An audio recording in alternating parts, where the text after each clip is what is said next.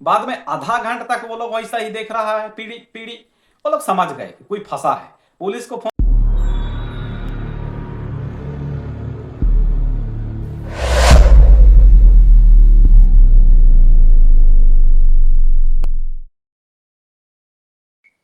सबों को यीशु सहाय दयाल कंडूल चैनल में आप सबों का स्वागत है। सर्वप्रथम पिता ईश्वर का धन्यवाद हो इस सुंदर समय के लिए जो हम सबों को प्रदान किया है। हम इस योग्य नहीं थे कि इस सुंदर समय को देखने पाते, परंतु उसकी दया, अनुग्रह, प्रेम से इस सुंदर समय को देखने पाते हैं। आज हम लोगों को पिता ईश्वर ले पहुंचाया है त्रिनितातीस के बाद 13वां रविवार में। आज हम लोग सुनेंगे लुक्का रचित सुसमाचार 10 अध्याय 23 से 37। लुक्का यहाँ पर उस समय की बातों को वर्णित किया है जिस समय यीशु इस दुनिया में मनुष्य रूप में थे और लोगों को, व्यवस्थापकों को और यहूदी विद्वानों को व्यवस्था के बारे में, व्यवस्था का अर्थ बता रहे थे। उस समय का घटना को यहाँ पर वर्णित किया है जो कि आज के वचन में हम लोग मनन करेंगे। यहाँ पर एक यहूदी विद्वान जो कि व्यवस्थापक यीशु के पास आता है और उसको पूछता है, अनंत जीवन का वारिस होने के लिए मुझे क्या करना होगा गुरु, मुझे बताइए। यह सवाल यीशु मसीह से पूछता है। यीशु मसीह उस व्यवस्थापक को सीधा बताने के बजाय उसको बोलता है कि व्यवस्था तुम पढ़ते हो कि नहीं, तुम्हारा व्यवस्था में क्या लिखा है। व्यवस्थापक, वो यहूदी कानून का विद्वान यीशु को जवाब देता है, तुम प्रभु अपने परमेश्वर को अपने सारे मन से, अपने सारे बुद्धि से, अपने सारी शक्ति से प्रेम रख और अपने पड़ोसियों को अपने समान प्रेम रख। ऐसा वो व्यवस्थापक, यहूदी कानून के विद्वान यीशु मसीह को जवाब देता है। यीशु मसीह उसको बोलता है, तू ठीक कहता है, तू यही करेगा तो जीवित रहेगा। वो व्यवस्थापक सोच में पड़ गया, पर मेरा पड़ोसी कौन है? यीशु मसीह से पूछता है, प्रभु, वे गुरु, मेरा पड़ोसी कौन है? तब यीशु उसको जवाब देते हुए दृष्टांत में बताया, एक आदमी यरूशलेम से यरीहो जा रहा था। रास्ते में उसको डाकुओं ने छेक लिया और उसको मारा पीटा, उसका कपड़ा तक को चोरी किया और उसका पैसा तो ले गया सो गया, लेकिन उसका कपड़ा तक को चोरी किया और उसको इतना मारा कि आधा मारा हुआ उसको छोड़ दिया। रास्ता में ही पड़ा वो सोया हुआ छोड़ दिया उसको। ऐसा उसको बताता है। वो घायल आदमी जिसको डाकुओं ने मारा पीटा और कपड़ा तक को चोरी किया, वो रास्ता में पड़ा है, वो घायल हालत में है। वहां से एक याजक जाता है। वो याजक उसको देखता है और उसका मदद नहीं करता है, ना पानी पिलाता है, ना कुछ करता है, वो कतरा कर चला जाता है। उसी प्रकार एक लेवी भी वही रास्ता से पार होता है, वो भी उसका मदद नहीं करता है। इस प्रकार की बातों को बताता है। परंतु तीसरा आदमी जो कि एक सामरी था, वो सामरी था जो कि यहूदी लोग सामरियों को नीचा दिखाते थे, उन लोग को पसंद नहीं करते थे। सामरी था, वो घाव को धोया, उसको घाव में पट्टी बांधा, उसको घाव में दवाई लगाया और तेल सब लगाया और उसको गधे में बैठा कर सराय में ले गया। सराय एक प्रकार का होटल जैसा, वहां ले गया और वो होटल का मालिक के साथ रात भर सेवा किया। और अगला दिन वो सामरी व्यक्ति वो दूसरा तरफ गया तो वो होटल मालिक को बोल के गया कि जितना खर्चा लगेगा मैं वापस आके तुमको दे दूंगा, लेकिन इस आदमी को तुम अच्छा से सेवा करना, ठीक रीति से ध्यान देना, देखभाल करना, जो भी खर्चा होगा मैं वापस आके दे दूंगा। अब यीशु उस व्यवस्थापक को पूछता है, वो यहूदी कानून का विद्वान को पूछता है कि ये तीनों में से, याजक, लेवी और सामरी, ये तीनों में से उस घायल आदमी का पड़ोसी कौन ठहरा? वो आदमी जवाब देता है, व्यवस्थापक जवाब देता है, वही जिसने उस पर दया की। इसका मतलब वो सामरी वो घायल आदमी का पड़ोसी ठहरा। तो आइए हम लोग इस दृष्टांत को समझेंगे। यरूशलेम से यरीहो की ओर जा रहा रास्ता, वो वाला रास्ता में जा रहा आदमी और वो घायल से पड़ा हुआ आदमी, उसका मतलब क्या है? और वो डाकू कौन है? और याजक और लेवी का ही यीशु मसीह नाम क्यों लिया? और जो तीसरा व्यक्ति सामरी किसका प्रतिरूप है? इस विषय में हम लोग अभी चर्चा करेंगे। ध्यान से सुनिए, वीडियो में बने रहिए, आप लोग समझ जाइए। यरूशलेम से यरीहो की तरफ जा रहा रास्ता, और उसमें चल रहा था वो आदमी, और वो आदमी को डाकुओं ने मारा पीटा, आधा मारा हुआ छोड़ दिया। रास्ता मतलब हमारा जीवन काल है, प्रतिदिन का जीवन।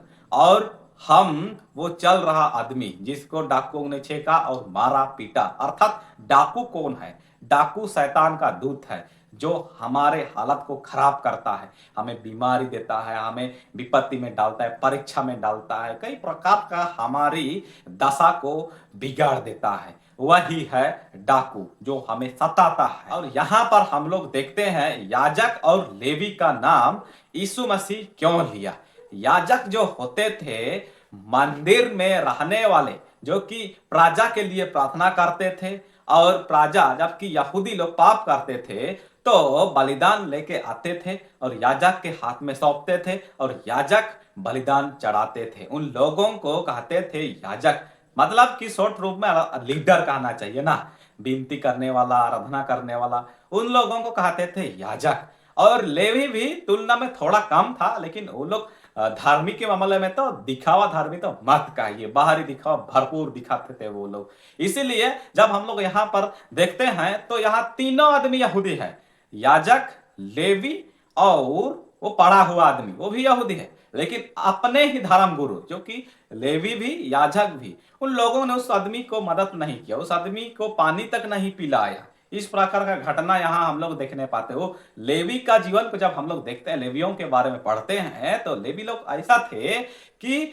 वो लोग बाहरी दिखावा पर ज्यादा ध्यान करते थे, मतलब बाहरी धार्मिकता पर ज्यादा ध्यान करते थे। वो अच्छा कपड़ा पहना था, अगर मैं उसको छूऊंगा तो मेरा हाथ में खून लग जाएगा, मेरा कपड़ा में खून लग जाएगा, मैं अशुद्ध हो जाऊंगा। इस प्रकार का सोच उनका मन में आया, इसलिए वो उस आदमी को नहीं छुआ। आज भी उस प्रकार का घटना हो रहा है। आज भी मदद नहीं करने वाले लोग घूम रहे हैं और मदद करने वाले लोग भी घूम रहे हैं। मैं एक सच्ची घटना को आप लोगों को बता रहा हूं, ध्यान से सुनिएगा। इधर हम लोग का गांव से थोड़ा इधर जलडेगा और बिरमित्रापुर रोड, धर्मशाला से थोड़ा सा इधर दक्षिण तरफ लोहड़ा घाटी है, वहां पर एक आदमी का एक्सीडेंट हुआ था। वहां उस रोड से इतना आदमी पार हुआ, इतना आदमी पार हुआ, उतना उतना में किसी के पास तो पानी था होगा, किसी ने उस आदमी को पानी नहीं पिलाया। बाद में एक आदमी, वो लड़का लोग, 15-16 साल के लड़का लोग, उधर बिरंगा टोली बोलते हैं, उधर का लड़का लोग लोहड़ा पहाड़ घूमने आए थे शायद, उन लोगों के पास पानी था। उन लोगों ने उस आदमी को पानी पिलाया। पानी नहीं हुआ तो पास का टोली, एक चिकी टोली बोलते हैं, वहां से पानी लेके आया और उसको पिलाया। पुलिस उसी समय पहुंचा और उस आदमी को बोलता है, वो लड़का को बोलता है, बाबू तुम अच्छा किया, अगर पानी नहीं पिलाया रहता तो अब तक ये मर जाता। इस प्रकार से अच्छा काम करने से परमेश्वर देखता है और परमेश्वर आशीष देता है। परमेश्वर हम लोगों को झमेला में नहीं फंसाएगा, लेकिन हम लोग अगर देख के कतरा कर चला गया तो चले जाएंगे तो हमारा हिसाब लेगा। इसलिए हम लोगों को जब वैसा हालत में आदमी देखे तो मदद करने की आवश्यकता है ना। आगे से हम लोग मदद करेंगे, जब किसी को पानी की आवश्यकता है तो पानी कम से कम देंगे, कम से कम उसको प्यास लगा है भाई, पानी तो देना जरूरी है। इस प्रकार से हम लोग मदद कर सकते हैं। अब आगे वो सामरी किसका प्रतिरूप है, जो उस घायल आदमी के ऊपर इतना दया कर रहा है, इतना उसको तरस आ रहा है कि वो उसके ऊपर तेल लगाया, जहां घाव है वहां को अच्छा से साफ किया, तेल लगाया, मलहम पट्टी लगाया और बांधा और अपना गधा में बैठा के सराय पर ले गया। वो कौन है उतना उस पर दया कर रहा है? घायल हालत में, उसका सहारा कोई नहीं, डाकुओं ने उसे आधा मारा हुआ छोड़ दिया है, उसको अपना गधे में बैठा के एक होटल में ले गया, वहां उसका सेवा कर रहा है और होटल मालिक को सौंपा के वो पैसा वैसा दे के और यह भी वादा करके गया कि मैं जब वापस आऊंगा तो जो खर्चा तुम्हारा होगा मैं दे दूंगा। एक कौन है भाई इतना दया कर रहा है? किसका प्रतिरूप है? वो कोई नहीं, हमारा उद्धारकर्ता प्रभु यीशु है, जो कि हमारी ओर देखता है और हमारे ऊपर दया करता है। हम पाप रूपी घाव से बंधे हुए थे, हम प्रतिदिन डाकुओं के मार से घायल होते हैं, प्रतिदिन बीमारी, प्रतिदिन हमें कई प्रकार की घटनाओं से गुजरना पड़ता है। ये क्या है? डाकुओं का हमला है। अंदरूनी भाग में वो ऐसा जख्म देता है जो नहीं दिखता है, लेकिन यीशु मसीह हम लोगों को छुड़ाता है और जब हम लोग देखते हैं, जब इस दुनिया में यीशु मसीह नहीं आया था, उस समय पाप से भरा हुआ दुनिया था, यीशु मसीह आया और हमें छुड़ाया, कीमत अपना लहू हमें खरीदा लहू से, और हम विश्वासियों को कलीसिया के अगुओं के हाथों में सौंपा और उन लोगों को कहा कि अच्छा से वचन सुनाना, देखभाल करना, जब मैं आऊंगा तो जितना जिसको प्रतिफल देने के लायक होगा उतना मैं उन लोगों को दूंगा। इस प्रकार का यहाँ पर यीशु मसीह बता रहा है वो व्यवस्थापक को कि वो भला सामरी जो दया किया उस घाव आदमी पर, वो कोई नहीं, वो मैं हूं प्रभु, जो मैं दया करता हूं, प्रेम करता हूं। ऐसा यहाँ व्यवस्थापक को समझाने का प्रयास किया है, लेकिन वो समझ रहा है कि नहीं समझ रहा है, क्या पता। वो तो अपना बारवाड़ी में उसको परखने के लिए क्या क्या सवाल पूछ रहा है। इस प्रकार से उस समय के लोगों को नया जीवन जीने का तरीका बता रहा है। मसीही जीवन कैसा जिया जाता है, मसीही जीवन जीने का तरीका यीशु मसीह व्यवस्थापक को और यहाँ जितने भी लोग थे उन लोगों को बता रहा है। तो आज का वचन का मूल मैं रखा हूं मसीही जीवन जीने का तरीका। पहला बिंदु दया का जीवन, दूसरा दूसरों की मदद करना। तो सबसे पहले हम लोग मूल विषय पर चर्चा करेंगे जो कि मसीही जीवन जीने का तरीका। तो इस विषय को समझने के लिए हम लोग सबसे पहले हमारे झारखंड से सूरत काम करने के लिए गए 3 लड़कों का सच्ची घटना को चर्चा करेंगे। तो एक दिन एक आदमी किस्सा कर रहा था कि 3 जन लड़का हमारे सिमडेगा जिला का ही, वो लोग राउरकेला में ट्रेन में चढ़ते हैं और सूरत जाते हैं काम करने के लिए होटल में। तो वो लोग सूरत स्टेशन से उतर के कुछ दूर बस से जाते हैं। रूम तो बड़ा सुंदर दिखता है, बाहर से एकदम बड़ा बिल्डिंग था 4-5 महला। वो लोग सोच रहा है कि अच्छा लगेगा हम लोग को, यहाँ पूरा मस्त बिल्डिंग में रहना है। और उस दिन तो अच्छा से ही रहे वो लोग। शाम शाम को होटल तरफ जहाँ काम करना है वहां घूमने गए और वहां का रहन सहन को देखा, और भी अच्छा बढ़िया।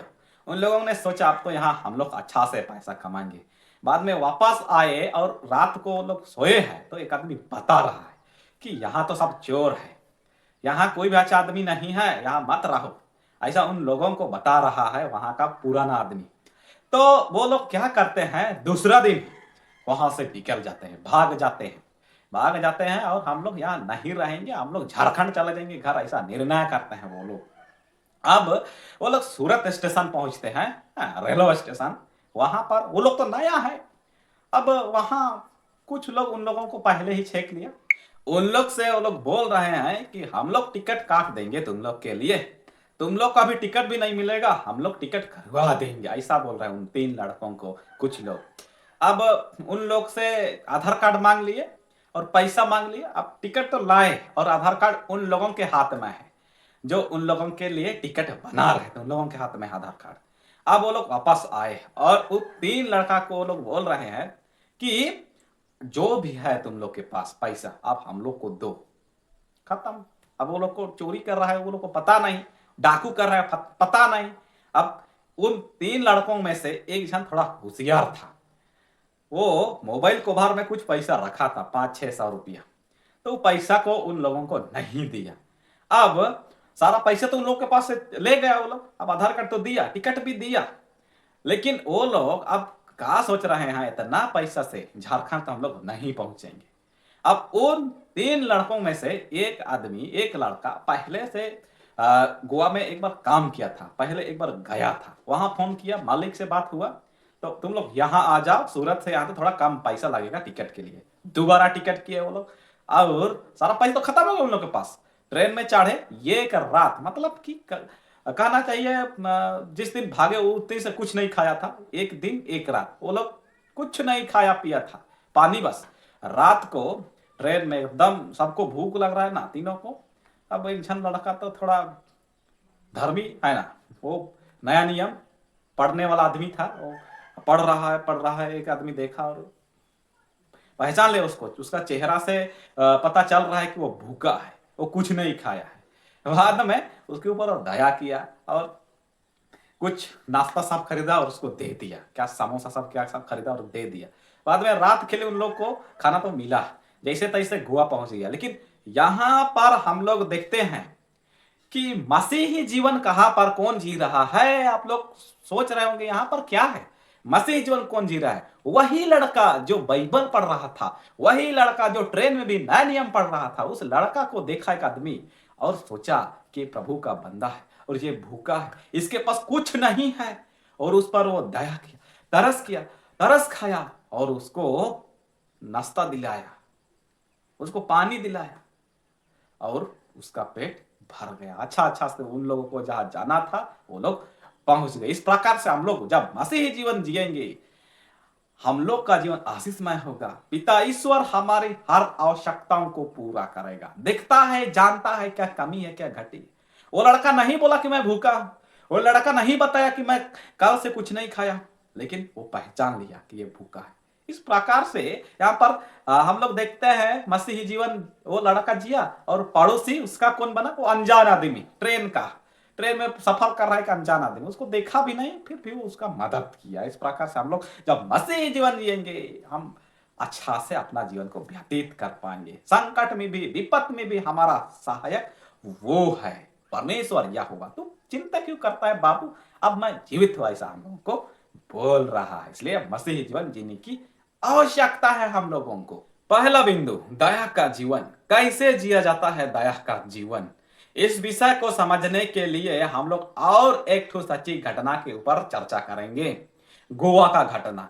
कुछ लड़के लोग एक कंपनी में काम कर रहे थे और वो लोग समुंदर किनारे बीच में, जो कि समुंदर के अंदर बोट बकाड़ी जो भी चलाते हैं उसको बाहर से अंदर तक थोड़ा ढकेलना पड़ता है, उस प्रकार के काम करते थे वो लोग।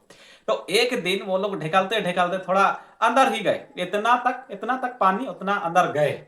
तो बोट तो वो चल गया, वो ड्राइवर स्टार्ट करके भुर्र करके वो अंदर गया। बोट तो चल गया अंदर, लेकिन जो ढकालने वाले लड़के थे वो 6 लोग थे। हाँ, 6 लड़के थे। जैसे बोट निकला वैसे एक ठो बड़ा वसड़, वसड़ मतलब लहर ना, पूरा ऊंचा वाला आया, तो सबको मार के एक बार बाहर निकला। उसके बाद वो लहर के साथ, वसड़ के साथ अंदर खींच लिया उन लोगों को, 6 के 6 लड़कों को अंदर खींच लिया। अब अंदर में कभी इधर कभी उधर कभी इधर, सब थक गए। उसके बाद जैसे तैसे करके कोशिश की और 4 लड़के तो निकल गए। अब 2 बच गए, 2 जन बच गए। उनमें से भी एक तो एकदम किनारे तक पहुंचा था, कमर तक पानी उतना तक पहुंचा था वो, और एक तो एकदम मरने जैसा था। इधर से पानी घुस रहा है, इधर से पानी घुस रहा है, इधर से पानी घुस रहा है। अब उसका सांस भी रुक रहा था। वो किनारे पहुंचा था, जो कमर तक पानी उतना पहुंचा था, वो देखा पीछे तरफ, वो तो मरने जैसा है। और उसका चेहरा देख रहा है, बचाओ बचाओ बचाओ। देखा वो अगर नहीं बचाऊंगा तो मारा जाएगा। वो थका हुआ आदमी फिर से घुसा अंदर, उसका हाथ पकड़ा था और ऐसा तैर रहा था पीछे से, और एक बड़ा लहर आया, ऊंचा वाला वसड़ आया, उन लोगों को मार दिया और ये में वो लोग बाहर निकल गया। इस प्रकार से यहां पर दया का जीवन कौन जिया? वो ही लड़का जो पीछे देखा और वो मर रहा है और वो अंदर घुसा, उसका हाथ को पकड़ा और तैर कर बाहर निकल रहा था, वही लड़का यहां पर दया का जीवन जी रहा है। और वो लड़का को नहीं जानता है। एक जन कर्नाटक का लड़का है और एक जन कहा गुजरात का लड़का है। वो लड़का उसको नहीं जानता है, जिस लड़का को बचाया उसको नहीं पहचानता था, और जो बच गया वो भी बचाने वाला को नहीं जानता था। ये लोग अनजान थे। लेकिन क्या हुआ, वो उसका पड़ोसी ठहरा, वो अच्छा मित्र ठहरा। यह कहानी से, या घटना से हम लोग को यह सीख मिलता है कि हम लोगों को भी, अनजान आदमी हो जो भी हो, जब मुसीबत में है, ऐसा परिस्थिति में है कि वो मरने हालत में पहुंचा है, तो हम उनका मदद करेंगे। हम लोगों को मदद करने की आवश्यकता है इस समय में। आज से हम लोग जब कोई ऐसे हालत में पहुंचे रहेंगे और हम लोगों को मदद के लिए पुकारेंगे, तो हम लोगों को मदद करने की आवश्यकता है। जितना तक हो सके उतना तक हम लोग मदद करेंगे। दूसरा बिंदु, दूसरों की मदद करना। इस विषय को समझने के लिए भी हम एक सच्ची घटना के ऊपर चर्चा करेंगे। डुमरी से गिरिडीह, ये वाला पथ में, ये वाला रोड में एक तो नदी मिलता है और वो नदी के ऊपर पुल बंधा है ना। वो नदी का नाम है बड़क्कर नदी। तो एक दिन रात को 12 बजे लगभग एक टेलर वही रोड से जा रहा था, तो अचानक गाड़ी चाका स्लिप हो गया और वो पुल से नीचे नदी में वो गाड़ी गिर गया 40 फीट नीचे। गाड़ी 40 फीट नीचे गिर गया और अंदर केबिन में ड्राइवर है और वो सांस लेने में दिक्कत हो रहा है। लेकिन जैसे तैसे वो केबिन से बाहर निकला, पॉकेट से टॉर्च निकाला और लाइट कर रहा है और चक्का में वो बैठ गया। वो चक्का में बैठ के वो तो नहीं डूबता है ना, चक्का में बैठ गया। 1 बजे गिरा था, 1 2 3 3 घंटे तक चक्का में बैठते बैठे रहा। तो उस साइड में कुछ लोग मछली पकड़ रहे थे बंसी से, तो वो लोग देखा कि पीड़ी पीड़ी हो रहा है नदी के अंदर। वो लोग सोच रहे कोई पार कर रहा है नदी। बाद में आधा घंटा तक वो लोग वैसा ही देख रहा है, पीड़ी पीड़ी। वो लोग समझ गए कि कोई फंसा है, पुलिस को फोन कर दिए। वो लोग के पास मोबाइल था, अच्छा बात है।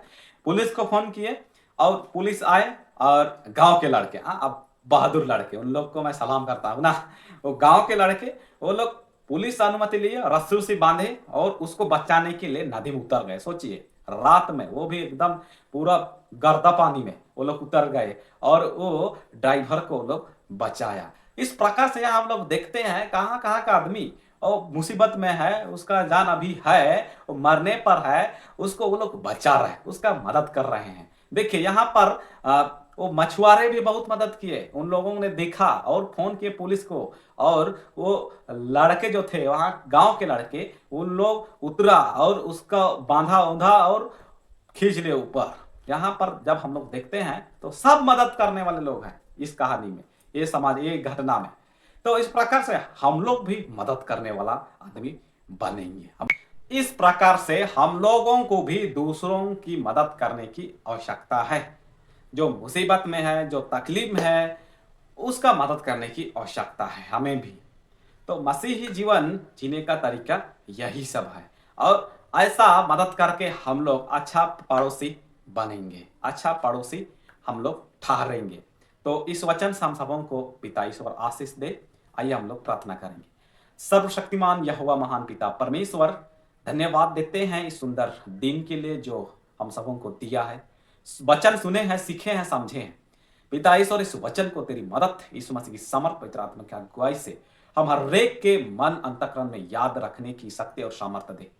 तेरे पुत्र हमारा उद्धार करते यीशु मसीह के नाम से मांगते हैं, सुन और अनुग्रह से ग्रहण कर, आमीन। आने वाले समय में नया वीडियो के माध्यम से हम लोग मिलेंगे। सबों को यीशु सहाय। धन्यवाद।